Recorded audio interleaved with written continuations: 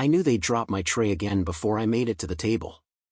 Every step through the Zanera Prime cafeteria felt like walking across a battlefield lined with laughter instead of mines.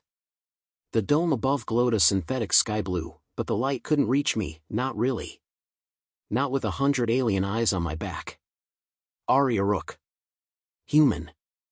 Earthborn. The only one. I passed a table full of reptilian Vardrix. They hissed, flicked their tongues at my boots. I didn't flinch. That was mistake number one for most humans, reacting. I'd learned to make my face a wall. But Zarvox was already watching. I felt his gaze before I heard his voice. "There she is," he said, loud enough for everyone to hear. "The little primitive. Tell me, Aria, does your species still cook meat over open flames like animals?" He floated half a meter off the floor, glowing faintly violet, his robes trailing behind like a royal shadow. A few of his lackeys, slim, sharp-jawed figures from House Trill, snickered. I gripped my tray tighter and said nothing. Just kept walking. Halfway to my corner table, a sudden force gripped my tray. It jolted out of my hands, hovered midair, and spun slowly, then flipped. My food spilled across my uniform, steaming synth soup soaking my pants and boots. Silence dropped over the room. Then came the laughter. It echoed off the titanium walls, sharper than blaster fire. Some clapped. One of the Vardrix even recorded it on his ocular implant. Zarvox drifted toward me, eyes glowing like twin suns behind bone-ridged sockets. "Oops," he said, mock surprised. "Did I do that?" I stared at the soup dripping from my jacket, then at the tray clattering to the ground. My hands stayed loose at my sides. He leaned closer. "Earth girls should eat on the floor anyway." I met his gaze. Held it. "I didn't hear that," I said softly. Zarvox smiled. It was a cruel expression, alien jaws pulling too wide. "Then maybe you need help hearing it again." He turned, raised his hand, and the tray rose again. This time it spun like a disc, floating inches from my face. I didn't blink. "Let her be," said a voice from the corner. It was low, quiet. A Solarian boy named Tavel. He always sat alone, studying in silence. He never spoke up. That was how you survived here. But now, Zarvox paused. "Oh?" Zarvox turned. "Our little bookworm's got a heart? How quaint." He flicked his fingers. The tray shot toward the wall, embedding itself into a recycling chute with a clang. I turned toward Tavel, nodding once in thanks. He didn't respond. Just looked back down at his datapad. I bent, picked up the book that had slipped from my coat pocket. It was old, printed, not digital. A relic from Earth. On the cover, Combatives of Old Earth, Volume 2, Pressure Points and Disarmament. Zarvox's eyes narrowed at the title. "You people still use books?" he sneered. "How adorable." I straightened. "You people still lose wars?" I said, calm. The laughter stopped. Zarvox froze, his mandibles twitching once. The room inhaled. Then he smiled again. "That's cute. Real cute." I walked away before he could respond further. In the privacy of my dorm pod, I peeled off my soaked uniform, cleaned the synthetic broth from my boots, and laid the book on my bunk. I flipped to the bookmarked page, Krav Maga applications in close quarters. It wasn't that I planned on using it. It was that I was tired of choosing not to. I sat on the edge of the bed, flexing my hands, knuckles tight. My father's voice came back to me. "Don't strike first, Aria. Not until you're sure. Not until they cross the line. But when they do, end it. Quickly." He'd taught peacekeeping in post-collapse Europe. Knew 6 forms of disarmament. Never had to use them. He believed in restraint. So did I. Until now. The console by my bunk blinked. New message. From Student Welfare AI. Subject, reminder, physical confrontation violates Scenera Accords Section 9.0. Body, interspecies tensions are resolved via discussion or arbitration. Violations may lead to reassignment or expulsion. I deleted it. No point arguing with code that never saw blood. The next day, I arrived early. The hall was nearly empty. The food bot gave me the same dry ration pack, synthetic grains and algae cakes. I took it, nodded politely, and sat in my corner. For a moment, it was peaceful. A single breath of quiet. Then Zarvox entered. He saw me, tilted his head, and smiled.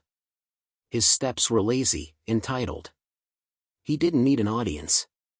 This wasn't about attention anymore. This was ritual. He strode to my table, looked down at me. "Still sitting alone?" he said. I didn't answer. He held out his hand. My book slipped from under my elbow, hovered midair, and spun slowly. "Let's see what primitive apes read for bedtime stories." He opened it mid-chapter. His brows furrowed. "Human, joint locks? This isn't even relevant." "It might be," I said. He glanced at me. I stood up slowly, steady. No sudden moves. He closed the book with a flick of his fingers and let it drop to the ground. "Fetch it, animal." My breath caught. Not from fear. From decision. Tomorrow. That's when I would stop turning the other cheek. Tomorrow, when he reached again. Tomorrow, he'd understand what Earth really teaches its daughters. The next day came colder than usual. Synthetic climate controls skewed 3 degrees below normal. Most students wore layered robes or adaptive nanoweave. I didn't. Cold made me sharper. Zarvox didn't approach me at breakfast. That was new. He watched from across the room, his companions flanking him, whispering in that humming, high-frequency tone his species used when amused. I sat as I always did, alone, in silence, but this time, I chewed slower, watching them watch me. I'd spent the night replaying his movements.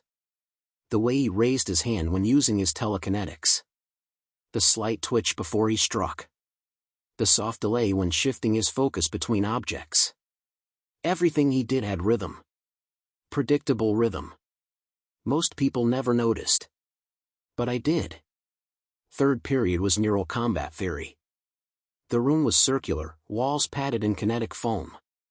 No real fighting was allowed in class, just simulations. Students plugged into the MindLink system and practiced strategy via hollow avatars. I logged in quietly and uploaded an Earth dataset, Human Instinctive Responses Under Duress. It was flagged as archaic by the system. I overrode the alert. Zarvox's avatar appeared across from mine. His was tall, gold-armored, holding twin plasma discs. Mine, basic frame, neutral face, empty hands. We circled each other. The class instructor, a hadrak with bioluminescent tendrils, offered commentary on battle styles. Everyone else played for flair. I didn't. My avatar lunged forward suddenly, no feint, no flourish, just raw, forward pressure. Zarvox blocked. Predictably. I sidestepped and simulated a knee to the ribs, then switched to a downward elbow lock. His avatar staggered. "Crude," he said over the private channel. "But unexpected." "That's the idea," I replied. He smirked. "You think this helps you out there? In the real world?" I ended the session without replying. Let him stew. In the hallway between periods, I passed Zarvox alone for the first time. He didn't say anything. He didn't need to. He reached out, not with his hand, but with his mind. A faint pulse brushed against my temple, a warning disguised as curiosity. He wanted to rattle me. It didn't work. At lunch, I skipped the mess hall and took my food to the observatory deck. No one ever went up there. The view wasn't real, just a projected panorama of the galaxy outside, but it felt more honest than the people in this place. I sat cross-legged on the steel floor, unwrapped the meal cube, and stared out at the artificial stars. They pulsed like quiet reminders of something bigger. I thought about Earth, about home. I hadn't seen it in 6 months. I remembered my father's hands, knuckles scarred, always warm. He taught me how to read body language before I could write my name. Fists are the last thing, he used to say. First, you read their shoulders. Then their eyes. No one's eyes ever lied, especially not Zarvox's. His were always hunting. That evening, in the dorm corridors, it happened. I just left the hygiene pod when the lights flickered. Deliberate. The system never glitched. A cold draft passed behind me. I turned. Zarvox stepped out from a dark corner, alone. His cloak shimmered in low light, reflecting shifting alien runes. "Do you ever sleep, Earthling?" he asked. "Sometimes." He stopped a few meters away, gaze unreadable. "I've been thinking," he said, tilting his head, "about how fragile your kind must be. All that skin. No scales. No armor. Just soft." "I guess we don't need armor when we have brains," I said, evenly. He smiled without humor. "But brains can be scrambled." He raised a hand. Not fast, just deliberate. The pressure hit instantly. Like a weight behind my eyes. A telekinetic grip squeezing from the inside. I staggered but didn't fall. "You could scream," he said. "Maybe someone will hear." "They never do," I said through clenched teeth.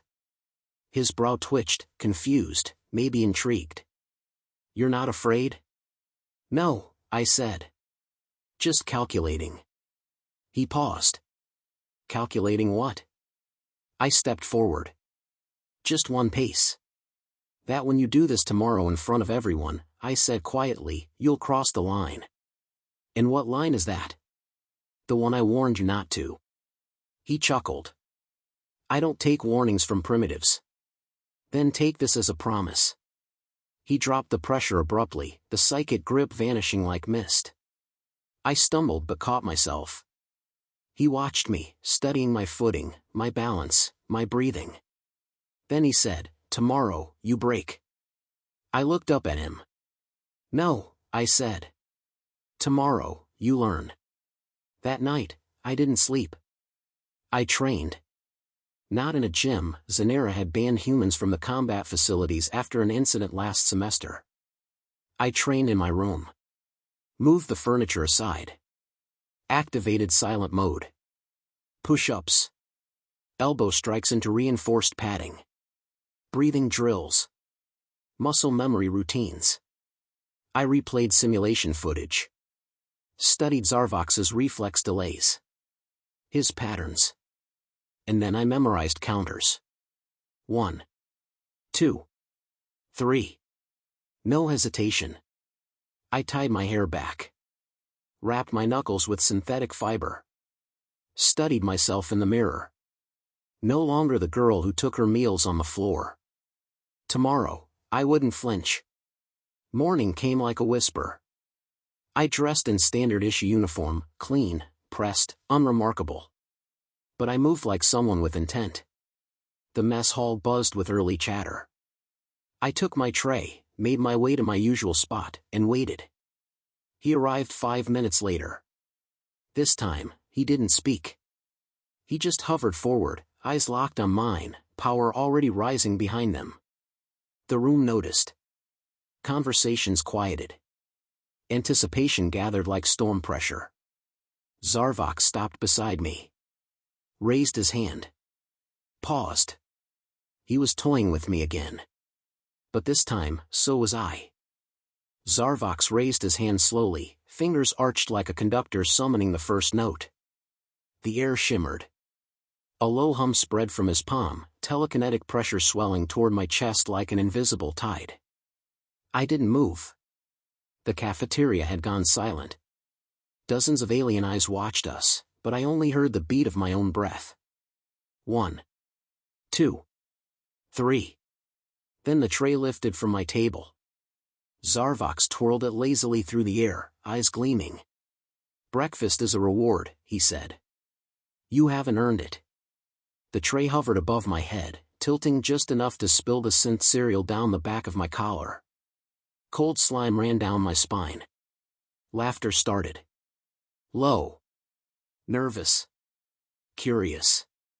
He dropped the tray to the ground. Pick it up. I looked at it. Then at him. Then slowly rose to my feet. What did I say? He asked, stepping closer. Get on your knees. Show the galaxy where Earth stands. Sure, I said softly. But first. My right foot shot forward, heel slamming into his kneecap. He wasn't expecting anything physical. Why would he? No one had ever touched him.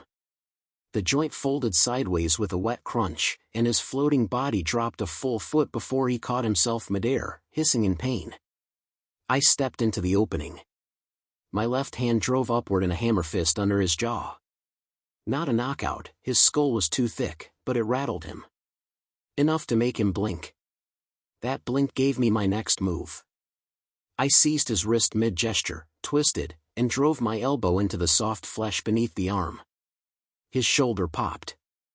He tried to summon a pulse of energy, his eyes glowed blue. But I was already inside his reach. I hooked his leg with mine and drove him backward.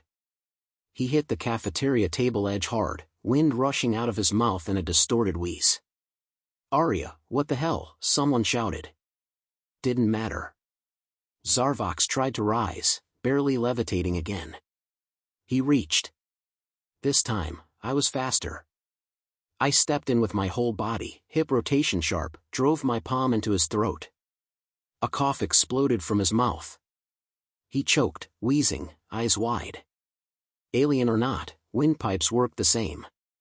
He dropped to one knee, coughing hard, arm useless at his side. In the cafeteria? Silent. Not stunned, paralyzed. No one had ever landed a clean strike on Zarvox. No one had touched him without consequence. I reached down, picked up my book from where it had fallen. He looked up at me, eyes full of confusion. Of disbelief. Maybe even fear. I leaned down. We don't eat on the floor, I said, voice calm. But we're not above making others do it. He stared at me, blinking slowly. Then blood, deep violet, dripped from the corner of his mouth.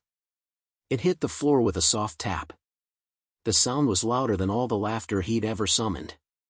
Security arrived late. They always did. By the time they entered, 4 droids and 1 blue-skinned faculty overseer, I had already returned to my seat. I wiped my hands with a napkin and resumed my meal. Zarvox was still kneeling, coughing softly, dignity shattered like glass. Student Rook, the overseer said, voice clipped. You are in violation of. I raised my wrist device and tapped a file. Earth Combat Law, 2190 revision. Section 3A, I said. Equal retaliation is permitted when physical or mental harassment occurs. Surveillance footage confirms the first strike was psychic. Confirm? The droid scanned the replay. Confirmed. The overseer frowned. That law hasn't been tested in this institution. It has now. A pause. Then the droid nodded. Valid defense. No violation. I looked at Zarvox, still wheezing. No charges, I said. He walks away. So do I. The overseer glanced down at the once proud prince of House Trill. Then back at me. This will reach the council. I hope it does. I stood, tucked my book under my arm, and walked past them. Tavel, the Solarian boy, met me outside the cafeteria. You'll be targeted, he said without preamble. I know. You humiliated a high blood. In public. He gave me no choice. He always gives a choice. You just stopped accepting his terms. I turned to him. Are you going to report me? No, he said. I'm going to follow your lead. I studied him. There was steel in his eyes now. Not fear. Not defiance. Something else. Hope. The following days moved like waves. The faculty couldn't ignore what happened. Zarvox didn't return to class for 3 rotations. Word spread fast. Not just on Zanera Prime, but off-world. Earth's name climbed the message boards, whispers drifting through student networks like sparks. The humans are rising. Don't provoke them. They remember how to fight. Some stayed away from me now. Others stared with respect. Or envy. Or both. I didn't care. I trained harder. Not to fight again, but to be ready. I wasn't the only human coming to these schools. I'd just been the first to bleed, then make someone else bleed more. That made me something else. Not a student. A warning. 1 week later, Zarvox returned. No cloak. No glow. Just quiet footsteps and a stiff right arm that still wouldn't move properly. He passed me in the corridor without speaking. But just before he turned the corner, he stopped. And looked back. Not with hatred. With understanding. And a hint of fear. I sat alone at lunch again. But this time, no one threw anything. No one laughed. The floor stayed clean. And so did I. It started with silence. Not the kind born from fear, but from recalibration. The cafeteria, the halls, even the classrooms, every space adjusted to my presence. Whispers happened, sure, but never too close. Eyes darted, but never lingered. No one called me names. No one levitated my tray. Zanera Prime had learned a new rule: Earth punches back. I didn't smile. Not because I wasn't satisfied, but because this wasn't over. One fight doesn't shift the hierarchy. It only cracks the door. The ones at the top were watching now, and not all of them wanted that door open. 2 days later, I received a summons. Not electronic, physical. A hand-delivered message folded in carbon weave paper. To Aria Rook. Presence requested by the Arbiter of Discipline, Sector 8. Time, 0900 rotation. Location, Lower Tribunal Hall. Purpose, Incident Review and Cultural Dispute Evaluation. A tribunal. Of course. I got dressed. Neutral uniform. No book, no flair. Let them read strength from my posture, not my clothes. The hall was buried beneath the central axis of the station. Cold, dimly lit, lined with towering alien statues representing impartial justice, though none looked remotely human. Inside, 3 arbiters sat behind a suspended platform, 1 amphibian, 1 crystalline, 1 insectoid. Each species older than Earth's recorded history. Below them, 2 chairs. 1 for me. 1 already occupied. Zarvox. He didn't look at me. His eye ridge was bruised. His arm rested in a biocast. Still regal, still composed, but smaller now. Less inevitable. The amphibian spoke first. We are convened to evaluate the actions of Earth student Aria Rook and Zanari noble Zarvox Trill, following the altercation in the Commons. The Crystal Arbiter's voice rang like wind through glass. The question is not only of violence. It is of precedence. Zanera Prime is an educational treaty zone. We cannot allow primitive law to undermine our peace. My jaw tightened. May I speak? They nodded. Earth's law wasn't primitive. It was defensive, I said. He struck first. With intent. With power. I responded as my training required. Zarvox exhaled, speaking without raising his voice.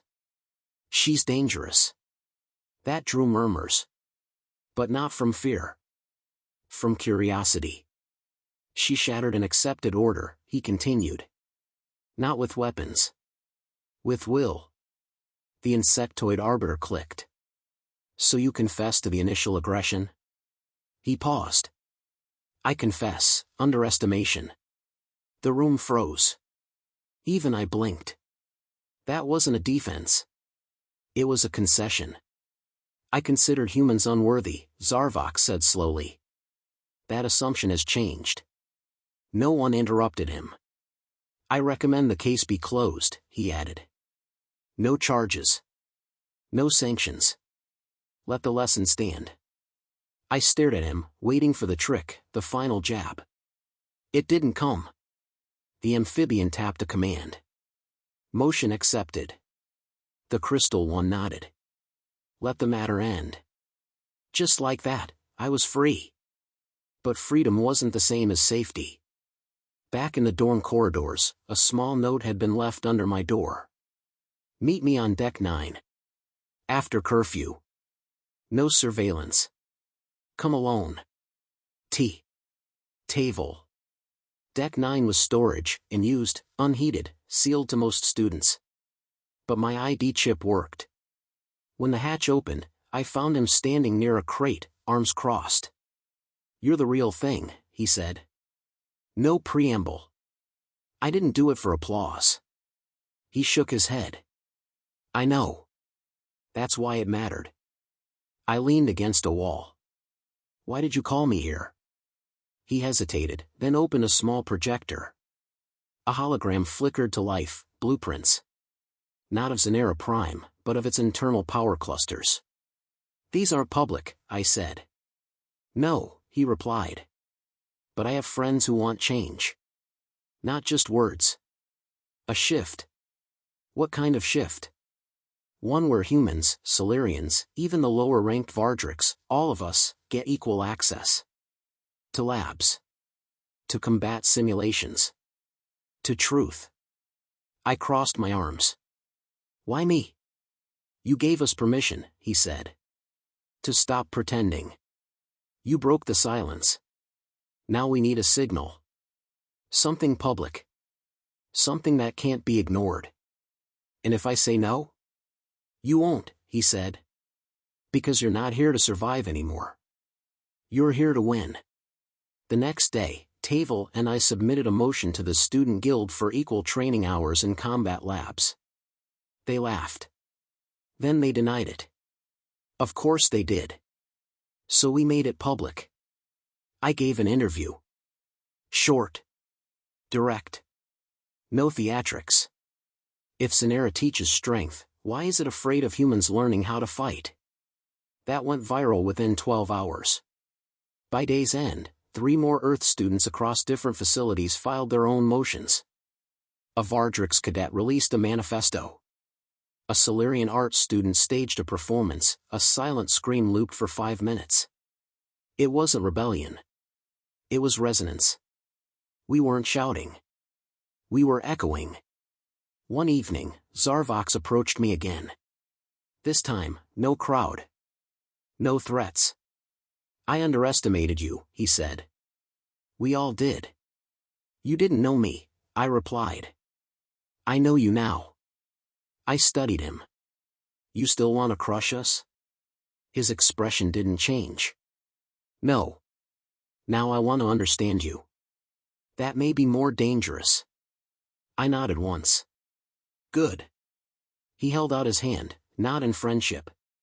In recognition. I took it. Firm. Short.